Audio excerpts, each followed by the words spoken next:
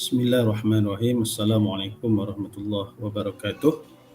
Alhamdulillah rabbil alamin wassalatu wassalamu ala asyrafil anbiya'i wal mursalin wa ala alihi wa sahbihi ajma'in. Subhanaka la ilma lana illa ma 'allamtana innaka antal alimul hakim. Qala rabbi shrah li sadri wa yassir li amri wahlul 'uqdatam min lisani yafqahu qawli. Amma ba'd. Sidang penonton, pendengar, para jemaah kelas pengajian takmir kita disambung lagi insya-Allah pada kali ini yang saya kira kita masih lagi dalam tempoh kawalan pergerakan, namun kekangan yang ada ini kita isikanlah dengan pengajian ilmu yang melalui medium seperti online ini. Mudah-mudahan kita dipermudahkan untuk sentiasa dalam lingkungan mencari ataupun menuntut ilmu, untuk santapan rohani kita khususnya, dan kita beramal dengan amalan beramal dengan ilmu yang kita pelajari insya-Allah. Baik, kali ini dan sebenarnya kita terus meneruskan pengajian walaupun dalam tempoh kawalan pergerakan ini, dan kitab yang kita baca yang saya sering gunakanlah insya-Allah kita rujuk, iaitu kitab Mastikah Hadis Mastikah Hadis karangan keluaran daripada Jabatan Agama Jabatan Kemajuan Islam Malaysia ataupun JAKIM. Mastikah Hadis ni kita ada 3 jilid di Malaysia ni, alhamdulillah satu-satunya hadis yang dikumpulkan oleh pemerintah kita, khususnya dalam hal ehwal agama, antaranya ialah kitab Mastikah Hadis. Mastikah Hadis ni dikeluarkan dalam 3 jilid lah, jilid 1, jilid 2, jilid 3. Satu ni perihal tentang akidah, rukun-rukun iman, rukun Islam, ihsan.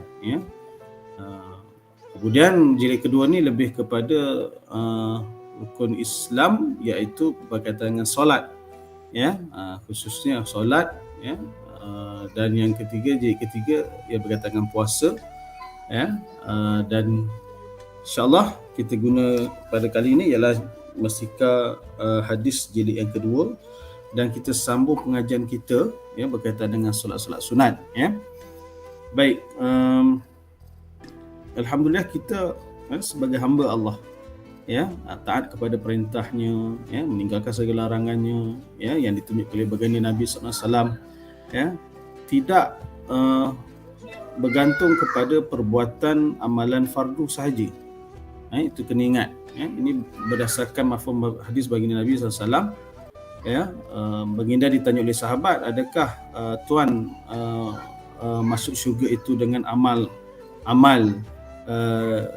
yang kita amalan fardu utamanya?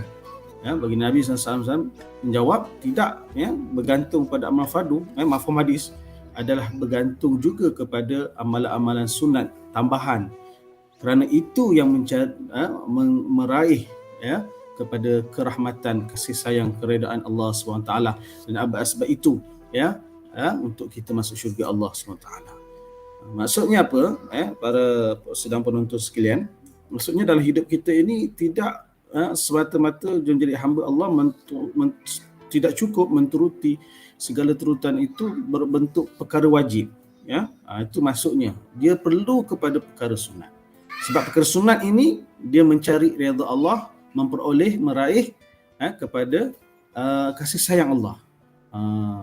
Sebab wajib ni macam kita, ibaratnya lah analogi yang saya nak bagi, kita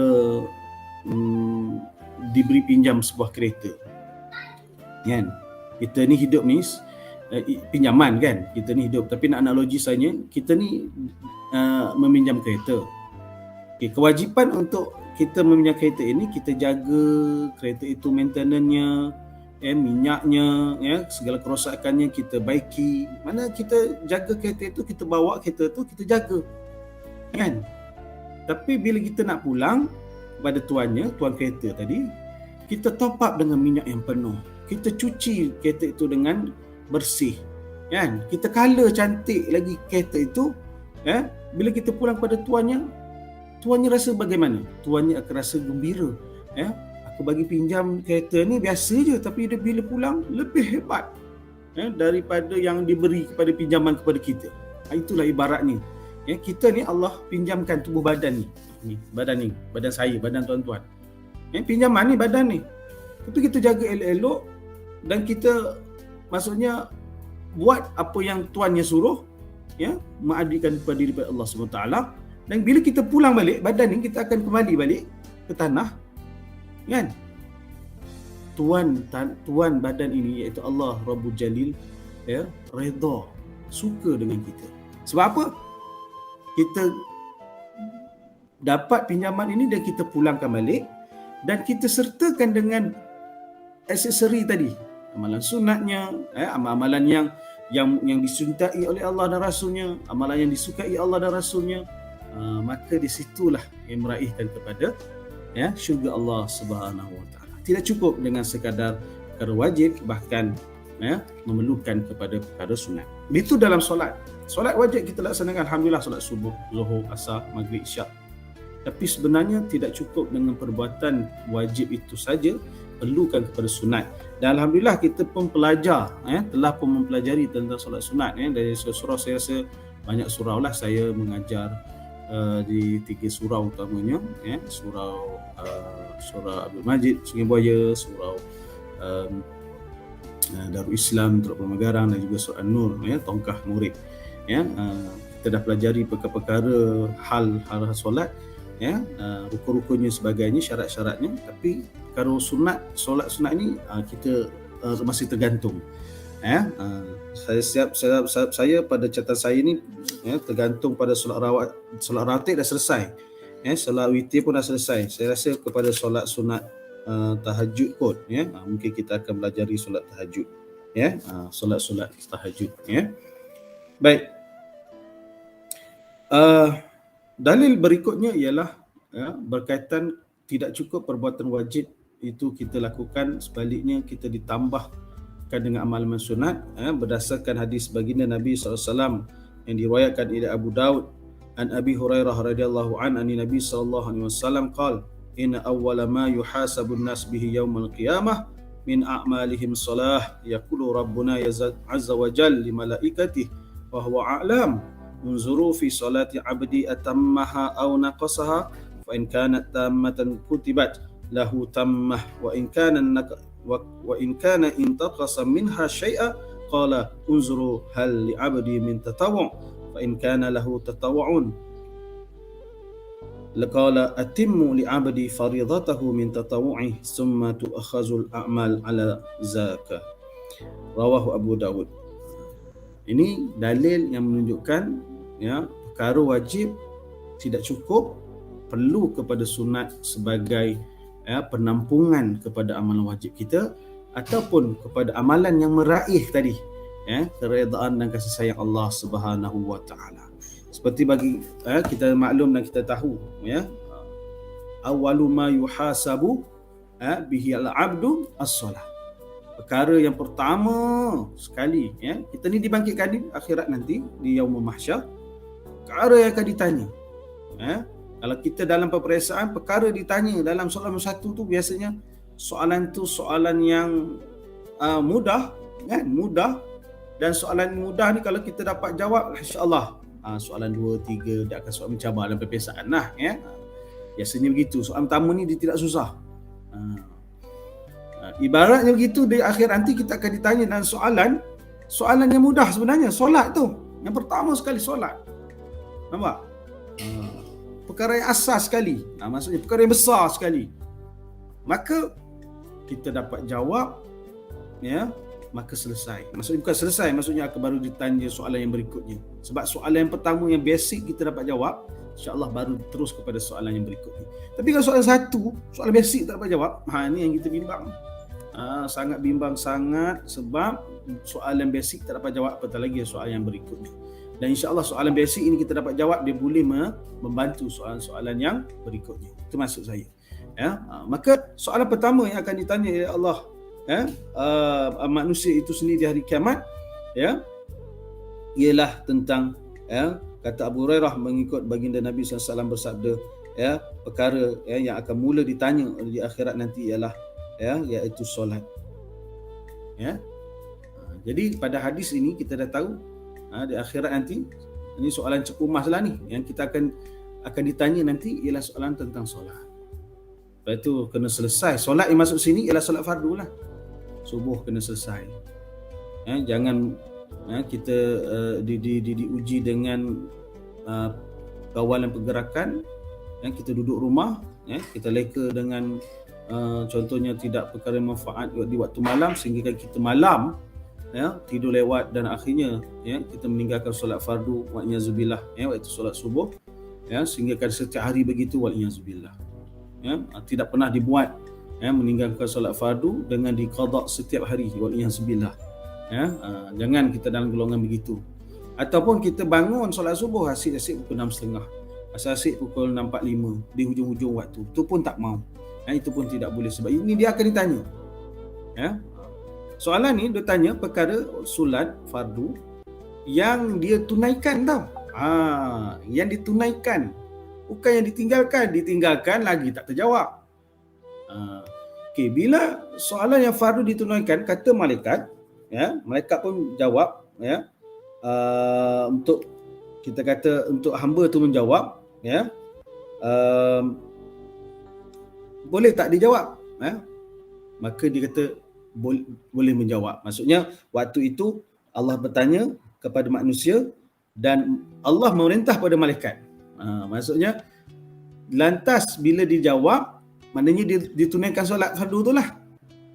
Allah perintah kepada malaikatnya, sedangkan Allah tahu. Sebab dalam bahasa Arab dia tulis wa huwa a'lam. Maknanya saat itu Allah tahu. Maksudnya tahu. Apa yang Allah perintahkan kepada para malaikatnya untuk disuruh, malaikat ini disuruh oleh Allah untuk bertanya kepada manusianya, kepada hamba Allah, iaitu adakah ia menyempurnakannya atau menguranginya. Bila manusia itu jawab, ya Allah, aku solat, ya Allah. Jadi soalan kita tu dibuktikan, disaksikanlah maksudnya oleh malaikat muka nangkir ni. Kan kita tahu, kita imani, setiap perbuatan kita diimani, bahawa perbuatan kita ni dicatat. Jadi sebagai bukti kita kata mahkamah Allah, Rabbul Jalil, mahkamah Rabbul Jalil, Allah tanya, ibaratnya, ibarat Allah tanya, kita jawab. Okey, betul ke? Tanya malaikat, betul ke wahai malaikat? Dia dirikan. Dan adakah solatnya sempurna? Itu maksud dia. Maka para malaikat pun menjawab, jika solat itu sempurna, okey, tadi malaikat, Allah tanya pada para malaikatnya, lihat wahai malaikat, solat hamba-Ku ni betul ke? Sempurna? Ataupun ada kelompangan atau kekurangan? Jadi Allah sambung lagi, jika sempurna, tuliskan sempurna baginya, dan jika orang itu jika orang itu ataupun hamba Allah itu mengurangkan sesuatu daripada sembahyangnya, maknanya ada kelompangan pada solatnya, Allah pun bertanya kepada malaikat. Ini tadi Allah tak tahu, Allahu a'lam, dia tahu. Allah tahu. Wahai malaikat, pada catatkan solat 5 waktu si fulan ini. Okey, ada tak kesempurnaan dan kekurangan? Mereka kata sempurna, alhamdulillah.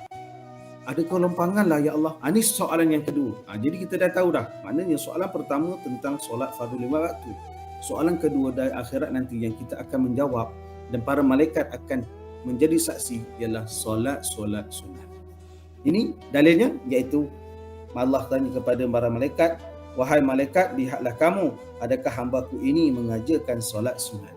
Ini soalan kedua nanti di akhirat. Sebab tu orang tanya, Ustaz, soalan pertama dah tahu dah tentang solat, soalan kedua solat tentang apa ya? Ini dalilnya. Soalan kedua ialah tentang solat sunat. Sebab apa solat sunat ini Allah tanya? Kerana Allah kata jika ia ada mengerjakan solat sunat. Nampak, jika Allah guna perkataan fa in kanat, sekiranya dia, fa in kana, wa in kana, sekiranya dia, lahu tatawuan. Fa in kana maknanya bukan kita katakan fakana maknanya adalah dia melakukan. Tidak, ya, dalam hadis ini Nabi menyebut, Allah berkata, in kana, jika dia melakukan tatawu'an. Tatawwu' maknanya solat sunat. Sebab itu makna dia kata jika, perkara jika ni adalah perkara yang sunat ataupun alternatif, pilihan. Kan? Tadi Allah tanya, ya, Allah tanya pada para malaikat, kepada hamba-Nya, ya, unzuru fi solati abdi atamuha aw nakasa. Unzuru fi solah, dia buat tak solat tu? Tadi mana itu perkara wajib. Tapi bila soalan kedua ini, fa in kana lahu tatawuan, ada tak dia buat? Maknanya soalan kedua ialah perkara sunat, solat sunat, dan perkara itu tidaklah menunjukkan ianya adalah perbuatan wajib. Tetapi rugi. Ini nak katakan jika ni makna ada pilihan. Ada tak dia buat? Ada atau tidak? Jika kalau kita tidak, maka rugi. Mana rugi ni apa? Rugi tidak dapat peluang untuk menjadi pembantu kita, penyokong kita di akhirat. Sebab waktu itu, yauma la yanfa'u malu wala banuna illa man atallaha biqalbin salim. Di akhirat nanti, yauma la yanfa', hari itu dah tak ada manfaat dah. Tak ada yang memberi manfaat, ataupun tidak ada orang yang memberi bantuan lah maksudnya. Apa yang nak bantu? Kononnya kalau kat dunia yang bantu kita, ya, mal, harta, mungkin dia dunia lah, ya. Mungkin yang bantu kita banun, anak-anak, ya, mungkin di dunia lah. Tapi memang itulah hakikatnya, memang itu yang membantu kita, betul? Betul juga, ya. Duit membantu kita dalam kesusahan, anak-anak membantu kita dalam kesusahan, betul lah tu. Ya, yauma la yanfa'u malu wala banuna illa man atallaha biqalbin salim. Maknanya harta, ya, anak-anak, apa segala jawatan, pangkat yang dulu membantu kita di dunia, pada akhirat nanti la yanfa', dia tidak memberi bantuan. Itu nak bagi ingat. Siapa yang nak memberi yanfa', memberi manfaat pada akhirat nanti? Iaitu hati yang qalbin salim, jiwa yang merdeka, jiwa yang selamat. Selamat apa? Contohnya jiwa dia dulu di dunia dibanyakkan buat perbuatan yang ridai Allah, seperti perbuatan amalan sunat tadi. Sebab itu bila Allah bertanya, wa in kana fa in kana lahu tatawwu, ada tak buat? Kata malaikat, ada ya Allah. Nampak? Ini saksi. Sebab kita kan al-yauma nakhtimu afwahihim. Hari akhirat nanti kan dikunci segala lisan kita, mulut kita untuk bercakap. Kita tak boleh bercakap. Kan? Yang bercakap siapa? Tangan kita. Yang bercakap siapa? Yang menjadi saksi siapa? Kaki kita, kulit kita menjadi saksi. Dan menjadi pembukti yang betul adalah malaikat, kerana dia melakukan tugasnya iaitu mencatat amalan. Sebab itu Allah bertanya pada malaikat, sedangkan Allah tahu, atimmu li abdi faridatahu min tatawuan. Ini soalan kedua, Allah tanya pada hamba-Nya. Kalau dia buat, maka sempurnakan bagi hamba itu fardu yang dia kelompangan tadi, kekurangan tadi, dengan perbuatan solat sunatnya. Itu maksud dia. Soalan satu lepas, soalan dua lepas, barulah soalan yang ketiga, summa tu'khazul a'mal ala zak. Kemudian hisablah amalan-amalan yang lain. Masuk dalam tafsiran ini iaitu zakatnya, puasanya, hajinya, yang akan ditanya di akhirat nanti. Menurut cara itu, ala zakat maknanya menurut agama yang kewajipan farduan kepada dia. Mana syahadahnya lepas, alhamdulillah, dia diakhiri, mudah-mudahan kita doakan kepada saudara-saudara kita baik Malaysia atau seluruh dunia yang asbab meninggal COVID ini, mereka ini mati dalam husnul khatimah. So husnul khatimah itu iaitu mati dengan menyebut qaulu la ilaha illallah. Mana akidahnya alhamdulillah lepas, husnul khatimah. Bila di akhirat, soal akidah ini dah tak ditanya sebab dah terbukti dengan kematian dia dulu. Soalan yang pertama, selepas akidahnya, kan rukun Islam itu ialah syahadatain. Kemudian solat, kan? Syahadatainnya insya-Allah ya dengan husnul khatimah. Solatnya, dan solatnya yang kedua ditanya solat sunatnya. Selesai ni baru Allah kata kat sini summa tu kemudian, barulah.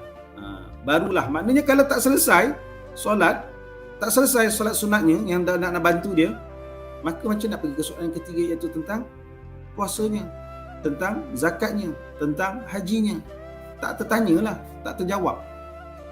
Yang tak boleh nak jawab, soalan-soalan basic tak boleh nak jawab. Sebab itu kita kena pelajari solat-solat sunat juga supaya kita beramal dan dia membantu kita di akhirat. So perkara ini penting. Dalam dunia ni kita janganlah cari apa lagi yang aku nak bawa ke akhirat, harta apa yang aku nak bawa, jangan. Harta tu sebagai membantu kita untuk mencari akhirat, betul. Tapi jangan kita leka dengan harta tersebut. Jangan kita leka dengan pangkat tersebut. Sedang hadirin para jemaah yang dirahmati Allah SWT sekalian, maka kesimpulannya bahawa solat fardu itu akan ditanya, namun akan disusuli dengan solat sunatnya, kerana sudah pasti kalau solat fardu itu selesai sempurna, tidaklah hadis ini ada kesinambungan ayat yang Nabi sebut. Ada tak solat sunat? Maksudnya kita kena akui, kita kena pegang bahawa setiap manusia, manusia pasti ada kelompangan dalam solat fardu. Itu nak bagi tahu. Jangan katalah dia tu seorang alim ulama ke, seorang tuan guru ke, seorang maulana ke. Kalau kita sebagai seorang awam, apatah lagi. Taraf-taraf yang mereka ini pun pastinya ada kelompangan. Tapi amalan fardu dia tidak tentu samalah dengan kita, amalan fardu kita sebagai orang awam. Para ulama, para asatizah kita, para maulana kita, para masyayikh kita, mereka ini tentu suara kualiti soal solat fardu mereka ataupun pada fardu mereka, itu kita tidak nafikan, namun tetap ada kelompangan berdasarkan hadis ini. Sebab itu jangan kita tinggalkan solat-solat sunat. Ibarat kata tadilah, kita pinjam kereta, kita pulangkan balik kereta, tapi tak cukup pulangkan kereta begitu saja. Mesti kita hiasi kereta tadi dengan aksesorinya, yang kita basuh kereta tadi dengan cantik balik, supaya tuan yang kita pinjam tadi dia rasa gembira. Aku bagi pinjam, aku dapat balik apa yang aku pinjamkan, kemudian lepas tambahan lagi, kan seronok. Bukan sekadar pinjam, bahkan kita menghargai, appreciate, dipanggil, menghargai. Itu manusia dengan manusia. Kita dengan Allah apatah lagi. Allah pinjamkan tubuh badan kita ini, maka kita pulangkan dengan apa yang Allah berikan. Inna lillah, kita datang kepada Allah, wa inna ilaihi raji'un. Kita balik kepada Allah, kita kembali pada Allah seperti mana kita datang. Bahkan kita bawa dengan yang Allah redha dan Allah suka. Baik, perkara solat sunat ni kita dah pelajari bahawa yang pertama dalam ranking disebut dalam kitab Mu'minatul Musallin, dalam kitab banyak-banyak kitab lah, kitab Khadramiyah, kitab fiqh ataupun banyak-banyak kitab lah, menyebut bahawa kebanyakan solat sunat ni dia ada tingkatan dan keutamaan, dari sudut fadilat, dari sudut fadilatnya, dan bahkan dari sudut hukumnya pun ada pemberatnya. Yang lalu kita telah pelajari bahawa antara solat yang terawal ataupun di tingkatan atasnya ialah solat witir. Solat witir, ada yang mengatakan, ulama kata solat rawatib, iaitu solat yang mengiringi solat-solat fardu. Tapi dalam kitab Mansikah hadis ini disebut solat rawatib inilah dikatakan yang teratas, dan yang kedua solat witir. Dan kedua-dua ni kita dah pelajari sebenarnya, solat rawatib dan solat witir. Dan yang kita tahu solat rawatib ada dua tuntutan lah. Satu dituntut ataupun sangat dituntut, yang kedua tidak dituntut tapi still afdal buat juga. Okay, kita dah tahu yang dituntut ada 10. Ini kita ambil yang jumhur lah. Solat rawatib sebut solat rawatib yang 10 rakaat, maksud bukan 10 waktu, 10 jenis.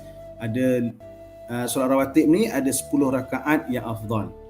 Ada yang mengatakan sebahagian ulama 12, tapi kita peganglah yang 10. 10 tu apa? 10 rakaat, 2 rakaat sebelum subuh, 2 rakaat sebelum Zuhur, 2 rakaat selepas Zuhur, 2 rakaat selepas Asar dan selepas Maghrib dan 2 rakaat selepas Isyak. Jadi apa tadi? 2 rakaat sebelum subuh, 2 rakaat sebelum Zuhur, 2 rakaat selepas Zuhur, 2 rakaat selepas Maghrib, 2 rakaat selepas Isyak. Jadi 10 rakaat. Ini paling jumhur mengatakan solat rawatib yang sangat dituntut. Ya, yang tidak dituntut sebaliknya lah. 2 rakaat sebelum tambahan kepada Zuhur, maknanya 4 lah, 4 rakaat sebelum Zuhur. Maksudnya 2 lah. 2 solat Zuhur ni dia ada pandangan 4, ya, sebelum dan selepasnya 4. Maknanya dua-dua dituntut kan?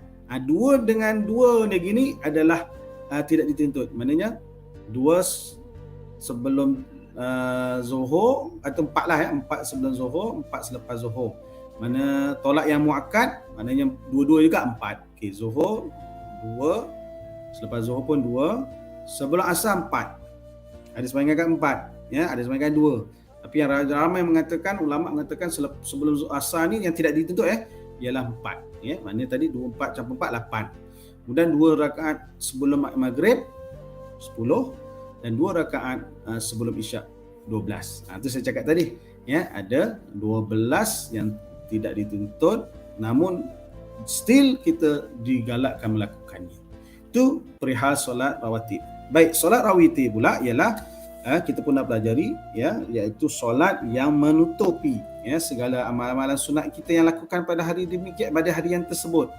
Ini kalau kita mula sembahyang sunat ini adalah waktu Maghrib, kan, bermulanya hari Maghrib, dan kita nak sebelum terbitnya fajar ataupun sebelum dirikan solat subuh, kita melakukan perbuatan, ya, amalan sunat, ya, daripada Maghribnya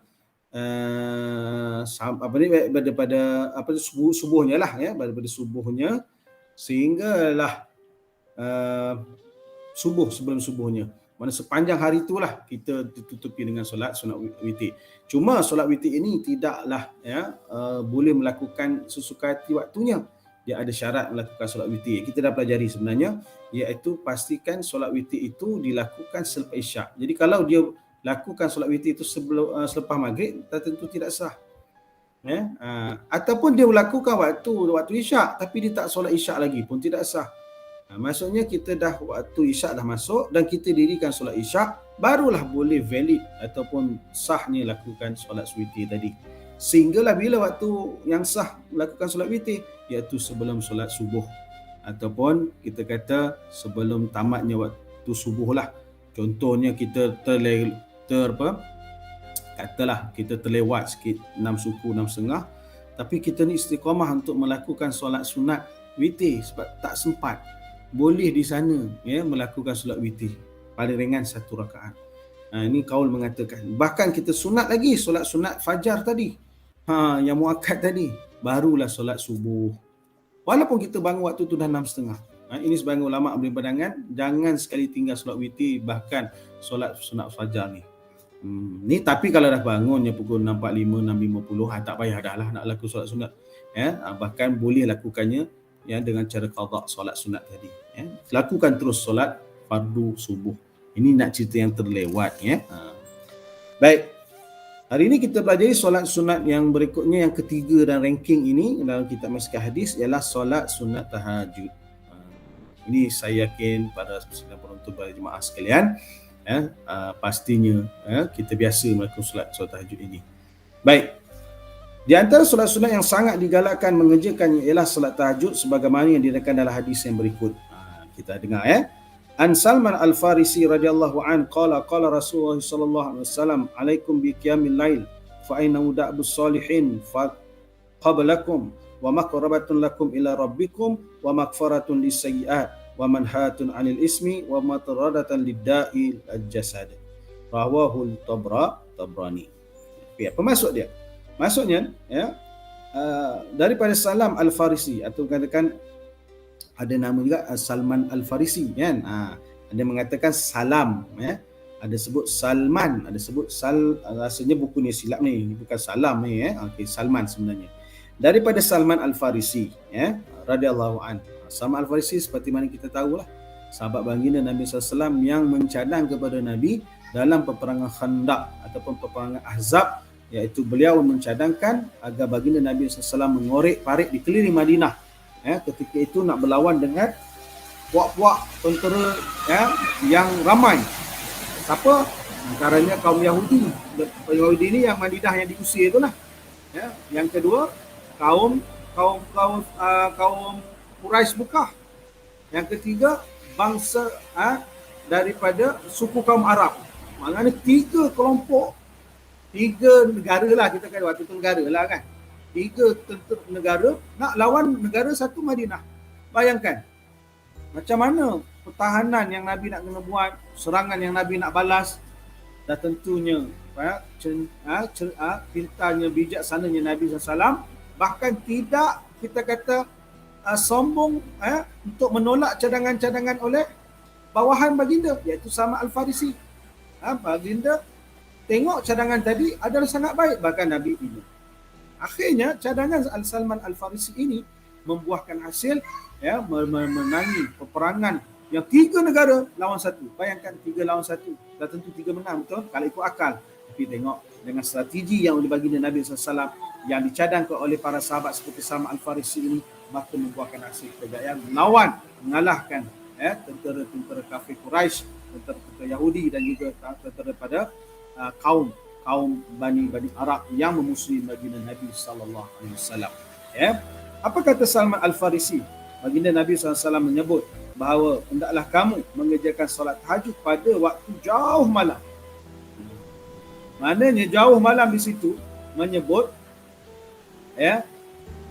bukannya waktu lepas isyak.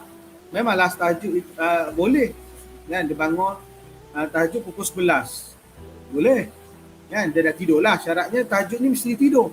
Dia pukul 9 sembang isyak, dia tidur, tiba-tiba pukul 11 dia bangun, dia masuk tahajud. Sah tak? Sah. Sebab dia dah selepas isyak, dah solat isyak dan dia dah tidur. Syarat solat tahajud mesti dia tidur. Dia buat. Tapi tidak dah dikatakan yang amalan yang terbaik untuk solat tahajud itu dilakukan pada waktu awal malam. Maksudnya pukul 11 itu tidak afdal. Walaupun sah. Sebab itu bagi Nabi SAW menyebut mengerjakan tahajud itu pada waktu jauh malam. Kalau dalam bahasa matematik kita, sepertiga akhir malam. Sepertiga ni maksudnya apa? Dalam matematik kita ada 12 waktu siang kan? 12 waktu siang. PM, AM. Okay. 12 waktu PM ni bermula bila? Pukul 7. Pukul 7 maghrib tu lah. Katalah pukul 7, mudah kira. 7, 8, 9, 10, 11, 12, 1, 2, 3, 4, 5, 6. Kan? Itu 12 jam. Baik, 12 bagi 3 berapa? 12 bagi 3 ialah 4 jam. Okey, yang pukul 7 tadi, 8, 9, 10, 11. Ini 1/3 awal. 12, 1, 2, 3. Ini 2/3 pertengahan. Ni kita 3, 4. 1/3 akhir ni ialah 4, 5, 6, 7. Nampak? 4, 5, 6, 7. Ni 1/3 akhir. Mana kita ni afdal untuk solat tahajud ialah pukul 4, 5, 6. Mana sebelum subuh lah. 4, 5, 6 ni. Afdal kita bangun dan mengerjakan solat sunat tahajud. Dan solat sunat lain lah. Okay. Baginda Nabi SAW menyatakan mereka yang bangun pada waktu hujung malam mengerjakan solat sunat adalah merupakan amalan orang-orang yang soleh yang terdahulu daripada kamu. Maksudnya, orang yang terdahulu kan orang yang terhebat sebab mereka Islam daripada kita dulu. Mereka tu dekat lagi dengan para rasul dan para nabi. Kan? Kalau ditanya, golongan minat awalin wal akhirin, dan tentulah minat awalin itu lebih baik. Orang yang terdahulu awalin. Kita ni minat akhirin. Sebab itu Nabi Allah SWT sebut dalam surah Waqiah, Sullatum minal awalin wa qalilum minal akhirin.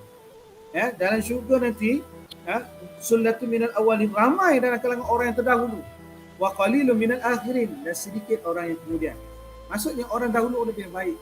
Dan amalan orang terdahulu ialah mereka tidak pernah ataupun tidak tinggalkan solat malam ataupun tahajud. Jadi kita nak jadi sebagian ciri-ciri tak dapat jadi orang terdahulu, kita ni dah tentulah orang kemudian, tapi tak dapat nak jadi orang terdahulu sebab kita jadi orang kemudian. Jangan kita lepaskan pulang ciri-ciri amalan orang terdahulu. Contohnya solat malam di hujung malam ni, ataupun solat ujung ni, solat sunat di hujung malam. Yang dibuat oleh baginda Nabi, solat malam itu fa innahu da'bus solihin qablikum, adalah amalan orang yang sebelum kamu, mana orang yang terhebat, dan amalan yang mendekatkan kamu kepada Tuhan kamu, wa maqrabatun lakum ila rabbikum, merupakan amalan yang dekat dengan Allah. Itu kan waktu orang semua orang tidur, kan, orang dibawa diuli mimpi yang indah-indah. Ingat senang ke? Orang lain semua tidur, kita bangun. Senang ke? Susah sebenarnya. Kan? Lagi-lagi kalau tengok orang tu berdengkur sedapnya tidur, aku ni nak bangun. Susah. Tapi inilah iman yang ada dalam dia. Allah berikan kekuatan pada dia untuk dia bangun malam. Pedulikan tempat tidurnya yang dia menyebabkan dia tidur nyenyak tadi. Pedulikan waktu-waktu sejuk yang dengan aircon, mungkin ada aircon lah, ya. Pedulikan keselesaan dia waktu itu, ya, nikmatnya tidurnya itu, pedulikan, bahkan dia bangun untuk solat sunat tahajud. Sebab itu paling kurang pun buatlah 2 rakaat. Ya, terlewat macam mana, buatlah 2 rakaat sahaja. Jangan langsung tak buat. Ya. Sebab apa? Sebab perbuatan ini, kata Nabi, perbuatan ciri orang yang terdahulu. Yang kedua, perbuatan itu adalah perbuatan yang mendekatkan diri kami kepada Allah. Dan ketiga, Nabi sebut lagi, beliau merupakan maghfaratun lisayyi'at, iaitu menjadi penghapusan segala kejahatan. Dan yang keempat, kata Nabi, pencegah kepada perkara-perkara dosa, wa manhatu 'anil ismi, serta ni yang paling baik ni. Kan kita ni dalam musim wabak, dalam banyak diuji dengan penyakit. Tengok perbuatan orang yang bangun tahajud ini, Nabi menyebut dalam hadis yang sahih riwayat Tabrani, iaitu mataradatun. Mataradah ni menghalau, mutaradah lari, maknanya lari, maknanya halau lah. Halau apa? Lidah segala penyakit, penghalau segala penyakit daripada tubuh badan. Masya Allah. Ini kita kata perbuatan yang sedikit tapi kualitinya ataupun impaknya sangat memberi manfaat kepada kita. Ini nak cerita manfaat di dunia ni, yang Nabi sebut dalam hadis di dunia ni. Apa dia? Perbuatan ini adalah perbuatan orang terdahulu, ciri-ciri orang terdahulu, orang soleh. Yang kedua, perbuatan ini untuk dididik kita kepada Allah. Perbuatan yang kita lakukan ini adalah penghapusan segala dosa kita. Perbuatan itu adalah perbuatan untuk mencegahkan perkara-perkara yang buatkan kita berdosa. Dan yang keempat, yang kelimanya adalah perbuatan solat ini atau perbuatan amalan solat ini, yang waktu tahajud ini boleh menghindari kita dari segala barang penyakit. Ini Nabi cerita dalam konteks yang memberi kebaikan kita di dunia. Sudah tentu ianya akan memberi kebaikan kita di akhirat. Sudah tentu. Dunia kita dapat, pasti akhirat dapat. Ini nak cerita dalam ibadat. Kalau kita dapat perkara ibadat yang baik di dunia, perkara baik di dunia dengan melakukan perbuatan ibadah, sudah tentu akhiratnya kita dapat. Dia berbeza kalau kita mencari perbuatan dunia, belum tentu akhirat dapat. Tapi kita buat perbuatan dunia kerana ibadah, sudah tentu ibadah itu kita dapat di akhirat. Itu maksud dia. Ya, maksudnya inilah kelebihan orang yang mendirikan solat sunat tahajud. Dan insya-Allah pada masa datang kita tengok kaifiat, dan banyak lagi lah tentang fadilah ini, tapi kita akan tengok kaifiat bagaimana kita akan melakukan solat sunat tahajud itu. Antaranya waktunya saya dah bagi tahu tadi, waktu dirikannya iaitu selepas isyak, dan pastikan selepas isyak itu kita solat fardu isyak dulu. Kita tak boleh kata dah masuk isyak kita pun buat tahajud. Isyak belum tak dirikan lagi, solat fardu isyak belum dirikan lagi, maka tidak sah. Syarat dia mesti waktu isyak. Yang kedua, mesti dirikan solat isyak. Yang ketiga, mesti kita tidur. Berjaga sepanjang malam tengok bola, tiba-tiba nak buat solat tahajud, tak sah. Solat tahajud ni dia sah dengan kita tidur dahulu. Habis tak boleh ke kita buat sembahyang solat sana? Boleh. Tapi solat tahajud tu tidak boleh tidak terpakai kerana kita disyaratkan untuk tidur dahulu. Kenapa begitu? Boleh je kalau kita tak tidur malam, kita nak buat solat-solat lain pun tak masalah. Dia panggil qiyamul lail. Tadi saya sebut solat tahajud. Yang kita nak buat solat sunat yang lain tu, itu namanya qiyamul lail. Qiyamul lail ni termasuklah kita nak solat sunat lain, ataupun kita nak baca Quran, ataupun kita nak berzikir, itu qiyamul lail lah. Qiyamul lail ni lebih umum maksud dia. Tapi tahajud ni lebih khusus, iaitu solat yang didirikan di hujung malam, didirikan selepas isyak, didirikan selepas solat fardu isyak, didirikan selepas kita bangun daripada tidur. Dan kenapa nak disyaratkan bangun daripada tidur? Kerana ujian tidur tadi. Kalau kita tak tidur, dia tak ada ujian. Sebab kita dah sedar, kita nak mendirikan solat, itu biasa. Tapi kalau dia tidur, dia nak bangun untuk solat, itu luar biasa. Sebab itu tahajud ni nilainya tinggi. Sebab itu Nabi SAW menyebut, perbuatan ini perbuatan orang soleh yang terdahulu, perbuatan ini menyebabkan kita dekatkan diri kepada Allah, perbuatan ini memberikan kita dijauhkan segala keburukan ataupun dijauhkan segala perkara dosa, dan paling juga baik untuk waktu-waktu musim ini kita banyakkan tahajud, boleh kita menghindari segala penyakit, khususnya penyakit coronavirus 19 yang melanda kita di masa ini. InsyaAllah sedikit sebanyak bermanfaat pada tuan-tuan pada saya Zul sendiri. Mudah-mudahan kita sambung lagi bagaimana nak melakukan solat sunat ini, apakah surah-surah yang afdal, dan apakah berapa bilangan rakaat yang perlu untuk solat sunat tahajud. Adakah cukup dengan solat tahajud, tidak perlu kalau kat solat lain? Adakah cukup dengan solat solat sunat lain, tidak perlu solat tahajud? Itu kita akan bicara pada masa akan datang, insya-Allah. Sekadar itu, terima kasih di atas perhatian tuan-tuan dan puan-puan, pada sidang hadirin yang dimurkai Allah. Mudah-mudahan kita mendapat redha dan kasih sayang Allah dan Rasulnya, insya-Allah. Qulu qawli hadza wa astaghfirullahi wa lakum. Wassalamualaikum warahmatullahi wabarakatuh. Sekian, terima kasih.